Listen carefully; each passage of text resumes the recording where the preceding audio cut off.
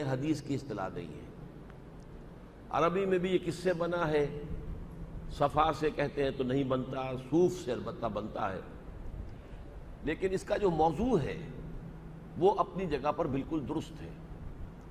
عنوان کے بارے میں رائے ہو سکتی ہے اختلافی، اس کا موضوع وہی ہے کہ جو دین کی اصطلاح ہے احسان، تزکیہ نفس، باطنی طور پر انسان کی تطہیر ہو، پاک کیا جائے، انسان اپنے اندر سے پاک ہو جائے، اس کے ارادے خالص اللہ تعالیٰ کی رضا جوئی کے تابع ہو جائیں، کوئی اور اس کے اندر مقصد اور کوئی اور جو ہے کوئی موٹیوز نہ رہے حیوانی، تو یہ چیزیں جو ہے یہ مطلوب ہے، پسندیدہ ہیں۔ البتہ حضور صلی اللہ علیہ وسلم اور صحابہ کرام کے زمانے میں یہ در حقیقت کسی اضافی مجاہدے سے نہیں بلکہ جہاد فی سبیل اللہ ہی کے ذریعے سے یہ ساری کیفیات حاصل ہو جاتی تھی۔ جہاد میں تکلیف بھی اٹھانی پڑتی تھی، قربانیاں دینی پڑتی تھیں، راتوں کو جاگنا پڑتا تھا، مشقتیں جھیلنی پڑتی تھیں، تو اس سے نفس کشی جو ہے وہ خود بخود ہوتی تھی۔ کہ اس کے بعد جب جہاد کا سلسلہ جو ہے بعض حالات بعض مواقع کی وجہ سے جبکہ ملوکیت کا جو رواج ہو گیا اسلامی ممالک میں، تو وہ جہاد کی صورت ختم ہو گئی، تو پھر مجاہدے کی اور شکلیں پیدا کی گئی ہیں جو ہمارے صوفیہ نے پیدا کی ہیں۔ اس میں یہ کہ مقصد تو ہے وہی ان کا کہ تزکیہ نفس ہو جائے، لیکن یہ طریقے مسنون نہیں ہیں۔ ہمیں تزکیہ نفس کے لیے جو مسنون طریقے ہیں جو حضور صلی اللہ علیہ وسلم سے معصور ہیں انہی کو اختیار کرنا چاہیے، اور جہاد فی سبیل اللہ کے ذریعے ہی سے مجاہدہ نفس کرنا چاہیے۔ البتہ تصوف کا جو اصل موضوع ہے، ہدف ہے، وہ درست ہے، غلط نہیں۔ محمد عرفان صاحب،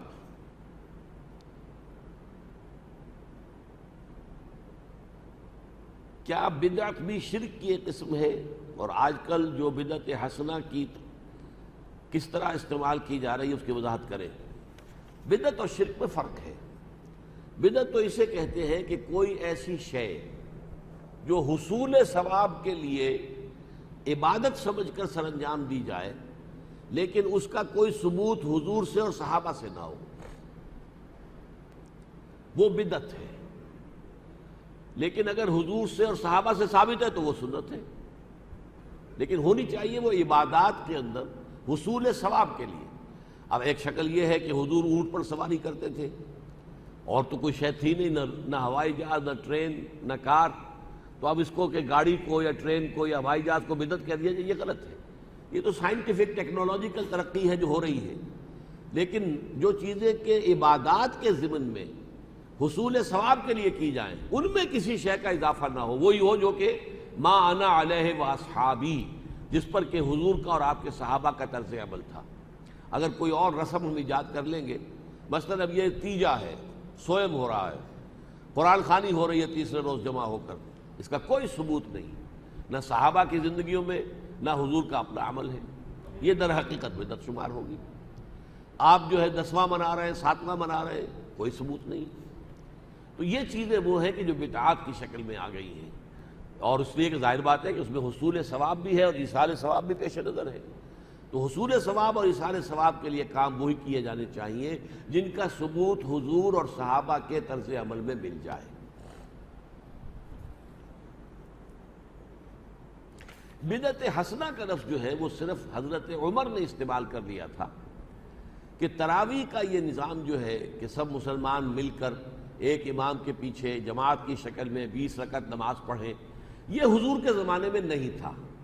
حضرت عمر نے اس کو جاری فرمایا تو اسے بدعت کہ حالانکہ بدعت اس لیے نہیں ہے کہ حضرت عمر تو خود صحابی ہیں، خلیفہ ہیں، حضور نے تو فرمایا علیکم بسنتی و سنت الخلفاء الراشدین المہدیین، اور میں نے بھی ابھی تک جو تعریف کی ہے وہ یہ ہے کہ جس کا ثبوت صحابہ سے اور حضور سے نہ ملے، تو یہ ثبوت تو حضرت عمر سے مل رہا ہے، لہٰذا یہ اس دائرے سے خارج ہو جائے گا۔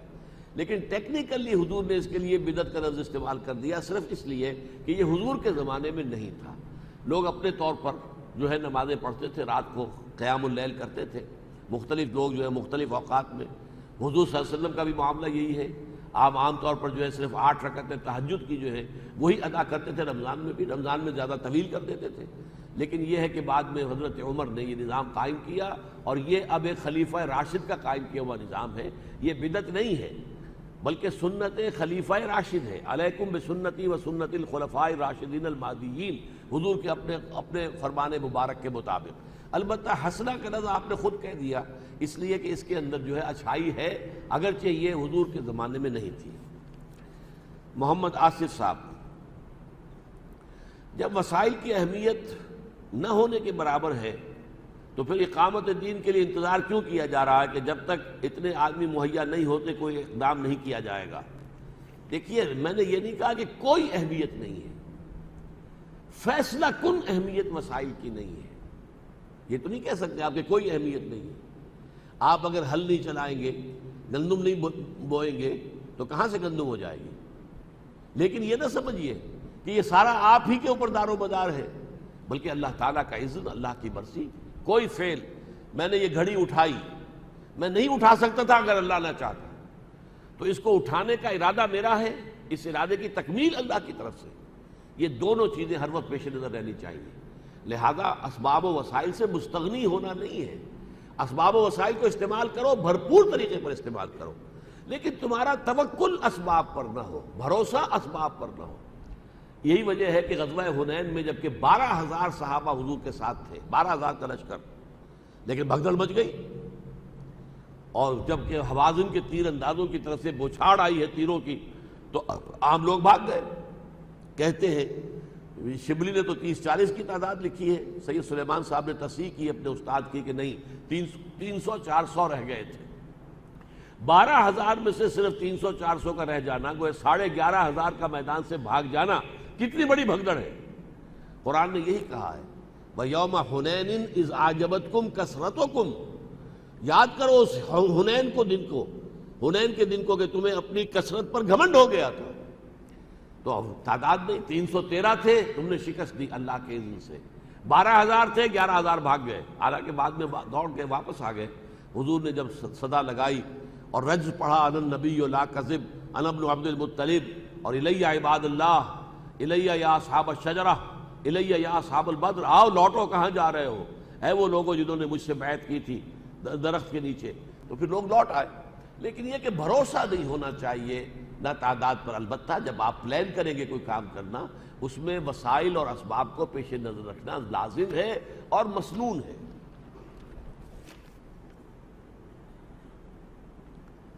جن اعمال سے انسان نے توبہ کر لی ہے، کیا وہ بھی اعمال نامے میں موجود ہوں گے؟ بس اس کے بارے میں میں یقین کے ساتھ کچھ نہیں کہہ سکتا، اس لیے کہ اقرا کتابک جو ہے، ہو سکتا ہے کہ وہ ہمیں علیحدگی کے اندر دکھا دیا جائے۔ اللہ تعالیٰ جو ہے وہ بعض لوگوں کا صرف سرسری سا ہی معاملہ کرے گا، تو اس کے مختلف احوال اور کیفیات آتی ہیں، یہ ساری تفاصیل تو در حقیقت وہیں جا کر معلوم ہوگی۔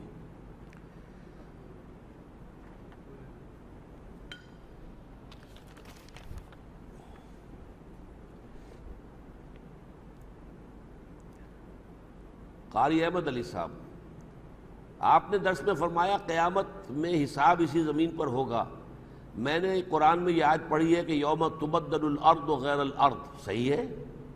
ہم قیامت میں زمین کو تبدیل کر کے دوسری زمین لائیں گے؟ نہیں، ہم زمین کو بدل دیں گے اس کے سوا، غیر الارض یعنی زمین کی شکل بدل دیں گے۔ یہ ضروری نہیں کہ اس زمین کو ہٹا کر کوئی اور زمین لائیں، زمین ہی کی، والسماوات، اور آسمانوں کو بھی، یعنی حیت بدل جائے گی۔ وہ زمین جو ہے قاعن صفصفا، یہ زمین جو ہے اس میں نہ کوئی اونچائی ہوگی، لا عوج فیہا ولا امتا، نہ کہیں کوئی اونچا ٹیلا ہوگا، نہ پہاڑ ہوں گے، بلکہ قاعن صفصفا یہی زمین کر دی جائے گی۔ اذا الارض مدت والقت ما فیہا وتخلت، یہ ہوگا، لیکن یہ ہے کہ زمین یہی رہے گی، البتہ اس کی شکل اور حیت بدل جائے گی۔ اس آیت سے ثابت ہوا کہ زمین قیامت تبدیل کر کے دوسری زمین، نہیں دوسری نہیں بلکہ زمین کی شکل بدل دی جائے گی، جس سے وہ کچھ اور نظر آئے گی۔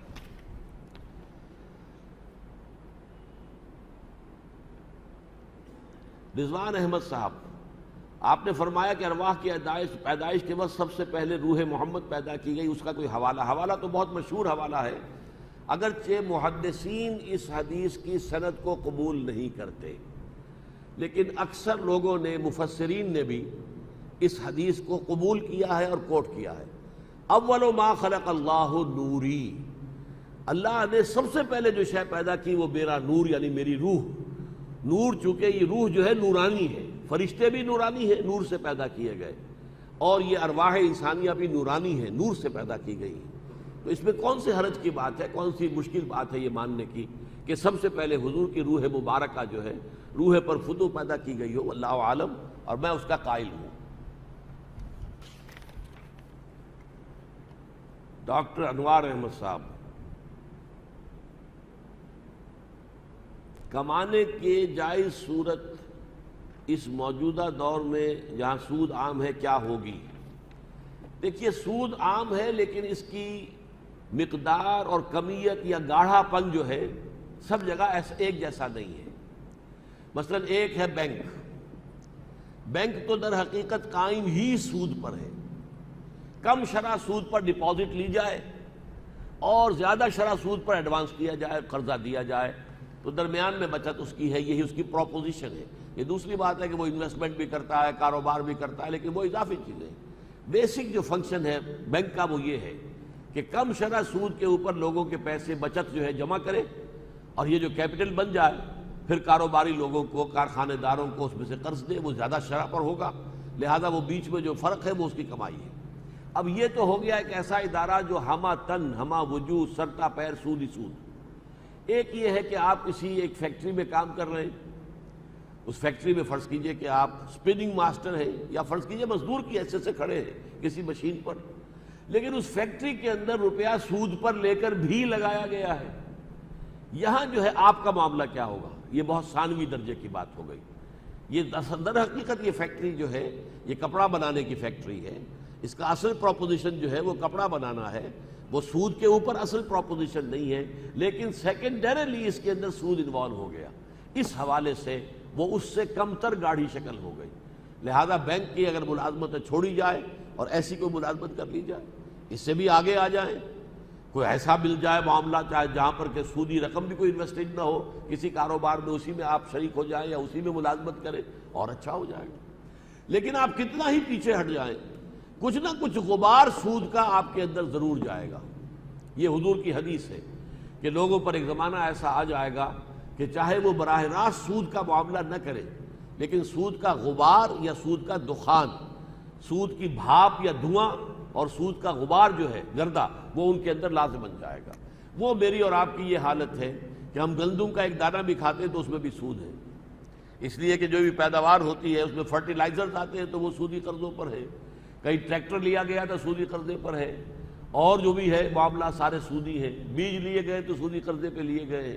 تو سود جو ہے وہ گندم کے ہر دانے میں پیوست ہے. لیکن اس سود سے نہ میں بچ سکتا ہوں نہ آپ بچ سکتے ہیں. یہ جو میرے اندر اور آپ کے اندر پولیوشن جا رہی ہے، گندگی جا رہی ہے سود کی، اس کا پھر کفارہ یہ ہے کہ جو توانائی بھی مجھے حاصل ہوئی ہے اس گندم کے کھانے سے، میں اس کا اکثر و بیشتر حصہ صرف کر دوں اللہ کے دین کو قائم کرنے کی جد و جہد میں، تاکہ ایک معاشرہ ایسا قائم ہو جائے کہ جس میں سود سرے سے موجود نہ ہو. اس کے لیے جد و جہد کریں گے تو ہماری یہ کوتاہی جو ہے اس کا ازالہ ہو جائے گا. محمد شاہد صاحب، سورہ کہف کے مضامین کے اعتبار سے انسانی نفسیات اور اس کی پستی کو واضح کیا گیا ہے. مال اور اولاد کے حوالے سے اس ضمن میں میرا سوال یہ ہے کہ فطرت اور جبلت میں کیا فرق ہے؟ بڑا پیارا سوال ہے یہ. دیکھیے، عام طور پر ہم لفظ فطرت ہی استعمال کرتے ہیں، جبلت تو بہت شاذ استعمال ہوتا ہے، لیکن یہ بالکل صحیح استعمال کیا گیا یہاں پر. جبلت ہماری جو ہے وہ اینیمل انسٹنکٹس کا نام ہے، فطرت ہمارے روحانی وجود کے تقاضے ہیں. فطرت ہماری بہت اونچی ہے. فطرت اللہ التی فطر الناس علیہا، یہ فطرت جو ہے اسے تو اللہ اپنی طرح منسوب کر رہا ہے، جیسے روح انسانی کو اپنی جانب منسوب کرتا ہے. یسألونک عن الروح قل الروح من امر ربی، یہ تمہارے رب کا امر ہے. تو روح جو ہے اس کے جو تقاضے ہمارے اندر ہیں وہ فطرت ہے، فطرت کے تقاضے ہیں. اور ہمارا جو حیوانی وجود ہے اس کے جو تقاضے ہیں وہ جبلت ہے. جبلت وہ ہے جس کو کہ فرائڈ کہتا ہے ایڈ یا لیبیڈو. ہمارے اینیمل انسٹنکٹس جو ہے وہ جبلت ہے، اور فطرت ہے روحانی تقاضے.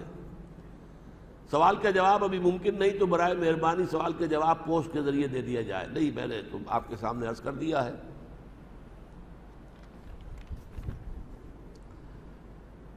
ڈاکٹر شہاب حیدر، کیا یہ بات صحیح ہے کہ کوئی بھی شخص اللہ کی رحمت کے سوا جنت میں داخل نہیں ہو سکتا چاہے کتنے بھی اعمال صالح اس نے کیے ہوں؟ تو ایسی حالت میں اعمال صالح کی حیثیت کیا رہ جاتی ہے؟ دیکھیے، دونوں چیزیں اپنی جگہ صحیح ہیں. صرف اپنے اعمال کی بنیاد پر جنت میں ہم نہیں جا سکیں گے جب تک کہ رحمت خداوندی دستگیری نہ کرے. یہ اس درجے درست ہے کہ جب حضور نے یہ بات فرمائی تو کسی صحابی نے حضور سے پوچھ لیا کہ حضور کیا آپ بھی؟ تو آپ نے فرمایا ہاں میں بھی. الا ان یتغمدنی ربی برحمتہ، جب تک میرا رب اپنی رحمت سے مجھے ڈھانپ نہیں لے گا میں بھی جنت میں داخل نہیں ہو سکوں گا. تو یہ اپنی جگہ حقیقت ہے. تو اس کا یہ مطلب نہیں اعمال صالحہ کی کوئی حیثیت ہی نہیں. رحمت خداوندی انہی پر ہوتی ہے کہ جنہوں نے اپنی ساری محنت اور جد و جہد صرف کر دی ہو اللہ کے لیے، ورنہ ہر ایک کے لیے تو رحمت خداوندی نہیں ہے. You have to earn it. Even this mercy, divine mercy of اللہ سبحانہ و تعالی ہیز ٹو بی ارنڈ. لیکن آپ جتنی محنت کریں گے کہیں نہ کوئی خامی، کوئی کمی رہ جائے گی، کوئی کوتاہی رہ جائے گی. ان کوتاہیوں کو کنڈون کرے گی رحمت خداوندی، ڈیوائن مرسی، تب آپ جنت میں داخل ہوں. محمد سلیمان مرزا، قرآنی مفہوم کے مطابق زمین کی وارث ہمارے نیک اور صالح بندے ہوں گے، لیکن آج اگر بنظر غور جائزہ لیا جائے تو اسلامی ممالک کی جگہ کے حکمران اس پر پوری طرح سے کاربند نظر نہیں آتے. اسلامی ممالک کے حکمرانوں کے علاوہ پوری دنیا کے اندر بھی جو وراثت اس وقت زمین کی ہے وہ تو کافروں کے ہاتھ میں ہے. یرثھا سے مراد ہے بالآخر وارث ہوں گے. یہ در حقیقت اس کا ایک تو مفہوم یہ ہے کہ جب اصل دنیا بنے گی دوسری اور دنیا اور عالم آخرہ کی زمین جو ہوگی اس کے وارث صرف جو ہوں گے وہ جنتی ہوں گے، اہل ایمان ہوں گے، صالح لوگ ہوں گے. اور ایک مفہوم یہ بھی ہے کہ اس زمین میں سے آخری دور ایسا آئے گا اس زمین پر کہ پوری دنیا میں اللہ کے دین کا غلبہ ہو جائے گا اور یہاں سے کفر اور شرک کا خاتمہ ہو جائے گا. یہ بھی وقت آئے گا. اس کی خبریں دی ہیں محمد الرسول اللہ صلی اللہ علیہ وسلم نے کہ لا یبقى علی ظہر الارض بیت وادر ولا مبنی الا ادخلہ اللہ کلمۃ الاسلام. اس زمین پر کوئی اینٹ گارے کا بنا ہوا گھر رہے گا اور نہ حیوانات کے بالوں کے بنے ہوئے کمبنوں کا کوئی خیمہ رہے گا جس میں اللہ کلمہ اسلام کو داخل نہ کر دے. تو پوری زمین کے وارث اہل ایمان ہو جائیں گے، اس زمین کے بھی، قیامت سے قبل.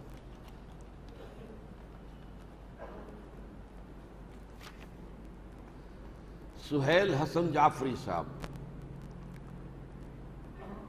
سب سے پہلے رسول اکرم کی روح پیدا کی گئی، اس کی تشریح کیجیے.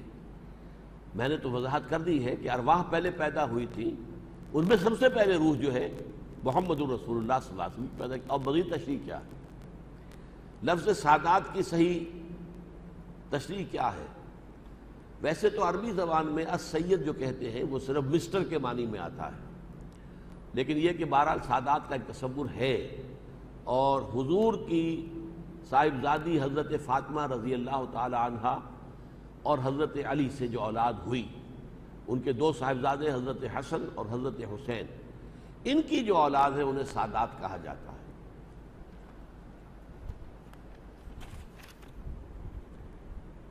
اب یہ آ گئے سید عبد القدیر علی صاحب آ گئے. دیکھیں سید صاحب آ گئے.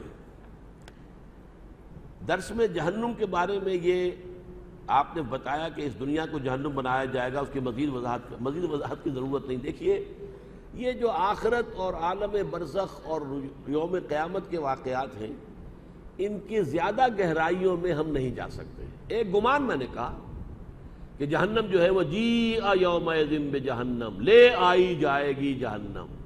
کہاں لے آئی جائے گی؟ اذا دکت الارض دکا دکا وجاء ربک والملک صفا صفا وجیء یومئذ بجہنم یومئذ یتذکر الانسان وانى له الذکریٰ. زمین کو کوٹ کوٹ کر چپٹا کر دیا جائے گا. دوسری جگہ کہا اذا الارض مدت، زمین کو کھینچ لیا جائے گا. پھر اسی زمین پر نزول اللہ تعالیٰ فرمائیں گے. کیفیت ہم نہیں جان سکتے. فرشتے آئیں گے، تمام انسان بھی کھڑے ہوں گے، لقد جئتمونا کما خلقناکم اول مرہ. یہ سارے معاملات جو ہیں یہ تو ہے یقینی باتیں، قرآن میں ہے، حدیث میں ہے. باقی یہ کہ جہنم یہی ہوگی یا نہیں ہوگی، یہ میرا ایک گمان کے درجے میں ہے کہ در حقیقت اس کی جہنم جو ہے اسی میں سے برآمد ہو جائے گی، واللہ عالم. لیکن اس کی مزید کسی شرح میں اور تفصیل میں جانے کا کوئی فائدہ نہیں. بلکہ آپ یہ بھی کہہ سکتے ہیں کہ آپ بھی یہ نہ ہی کہتے تو اچھا تھا، میں بھی اگر یہ بات نہ کہتا تو اچھا تھا. خبیب صدیقی، روز قیامت اللہ تعالیٰ جو جسم عطا فرمائے گا، کیا اس جسم میں یہی یقیناً یہی روح ہوگی؟ اس میں روح اور اس کے ساتھ ہمارا نفس، جان، جو ہمارے حیوانی جو وجود ہے اس کے اندر اصل اس کی شے جان ہے. اب حیوانات کے اندر جان تو ہے، گدھے میں، گھوڑے میں، بلی میں کیا ہے؟ جان تو ہے، روح نہیں ہے. ہمارے اندر دو چیزیں ہیں، روح بھی ہے اور جان بھی ہے. روح اور جان یہ دونوں قبض کر لی جائیں گی، اور پھر جو نیا جسم لیا جائے گا اس کے اندر ان کو ودیعت کر دیا جائے گا. یہ ہے وہ بات کہ جو قرآن مجید کے مطالعے سے سمجھ میں آتی ہے، واللہ عالم. اگر نہیں ہوگی تو وضاحت فرمائے. نہیں، میں نے کہا ہوگی، یہ روح اس کے اندر شامل ہوگی. وسیم احمد صاحب، آپ نے عرض کیا کہ بینک میں جو بھی افراد اس وقت سروس کر رہے ہیں وہ ٹھیک نہیں بلکہ حرام ہے.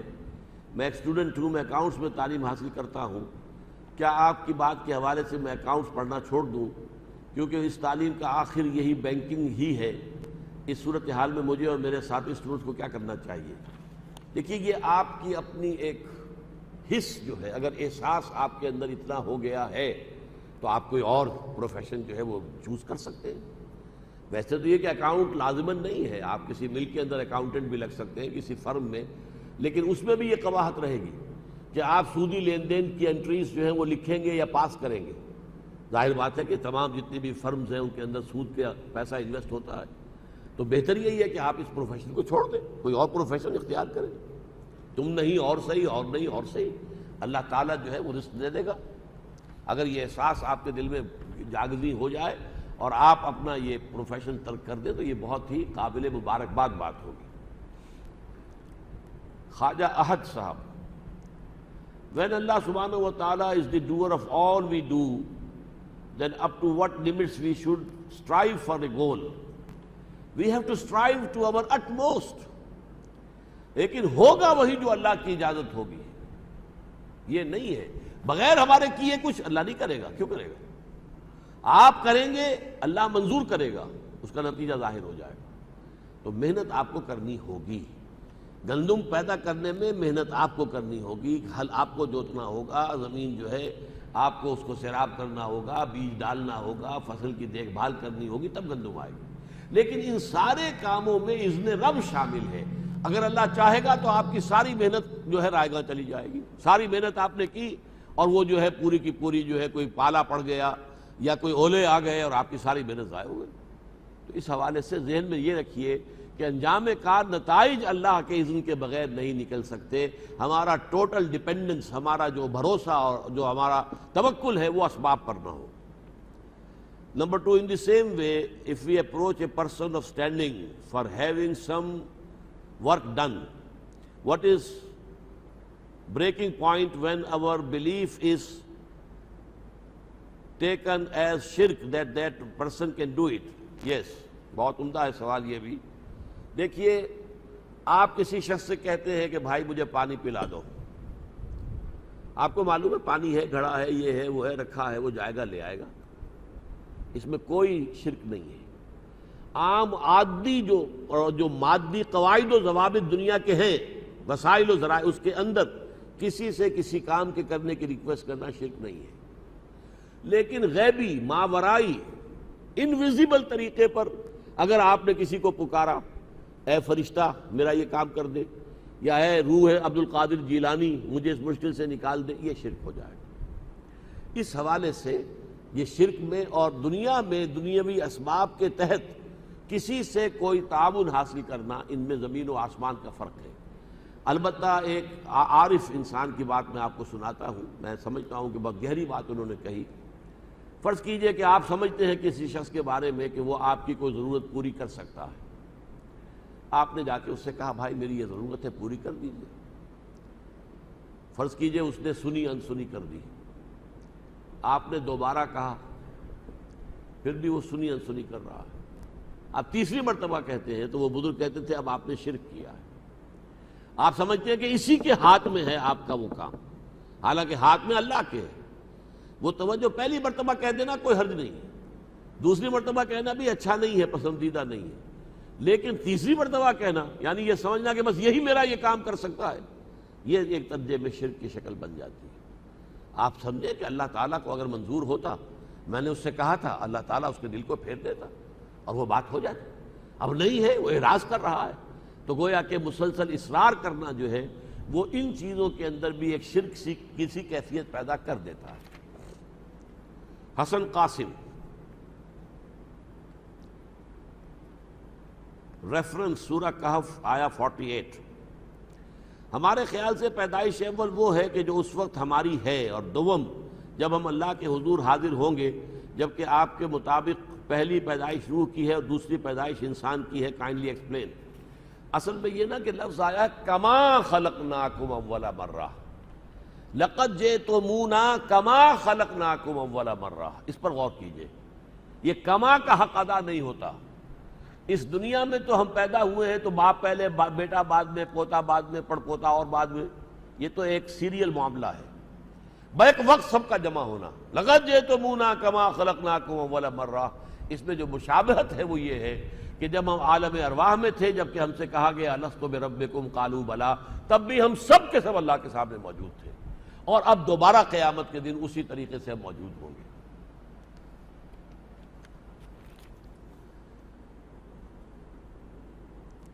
محمد وسیم صاحب، میرا سوال یہ ہے کہ مدد صرف اللہ تعالیٰ سے مانگنی چاہیے اگر ہم جیسا کہ سنتے اور کہتے ہیں یا علی مدد، کیا یہ بھی شرک میں داخل ہے؟ یقیناً یہ شرک ہے، کسی کو بھی پکارنا. اور یہ اللہ کا شکر ہے کہ اگرچہ ہمارے ہاں جو بریلوی مکتب فکر ہے وہ یا محمد کہنے کو تو صحیح سمجھتے ہیں اور لکھتے بھی ہیں مسجدوں میں، لیکن یا محمد مدد کبھی نہیں کہتے ہیں. یہ اللہ کا شکر ہے. یہ ظلم جو ہے حضرت علی ہی پر ہوتا ہے رضی اللہ تعالی عنہ. اور حضور نے فرمایا بھی تھا کہ اے علی تمہارے ساتھ وہی سلوک ہوگا جو میرے بھائی عیسیٰ کے ساتھ ہوا تھا. کچھ لوگوں نے ان کی محبت میں غلو کیا، انہیں خدا کا بیٹا بنا دیا. یہودیوں نے ان کی عداوت میں انتہا کی اور کہا کہ وہ تو جو ہے ولد الزنا ہے اور یہ ہے اور وہ ہے اور کافر ہے اور مرتد ہے اور سولی پر چڑھائے جانے کے قابل ہے. اس طرح حضرت علی کو کچھ لوگوں نے خدا بنا دیا. ہر چند خدا کی ذات نہیں ہے علی کی ذات، لیکن نہیں ہے ذات خدا سے جدا علی. اب یہ ایسے ایسے شاعرانہ خیالات جو ہیں، اور مشغول حق ہوں بندگی بو تراب میں، یہ غالب صاحب کہہ رہے ہیں. میں ابو تراب جو ہے حضرت علی، جو حضور نے خطاب دیا تھا قم یا ابا تراب، تو وہ میں ان کی بندگی کرتا ہوں، اللہ کی نہیں، ان کی بندگی کرتا ہوں، اور ان کی بندگی کرنے میں اصل میں اللہ کی بندگی کر رہا ہوں. تو یہ در حقیقت مشرکانہ چیزیں ہیں جن سے اپنے آپ کو بچانا چاہیے. اچھا جناب، بہت شکریہ، سوالات پورے ہو گئے. الحمدللہ الذی ہدانا لہذا وما کننا لنہتدی لولا ان ہدانا اللہ. سبحانک اللہم وبحمدک نشہد ان لا الہ الا انت نستغفرک ونتوب الیک.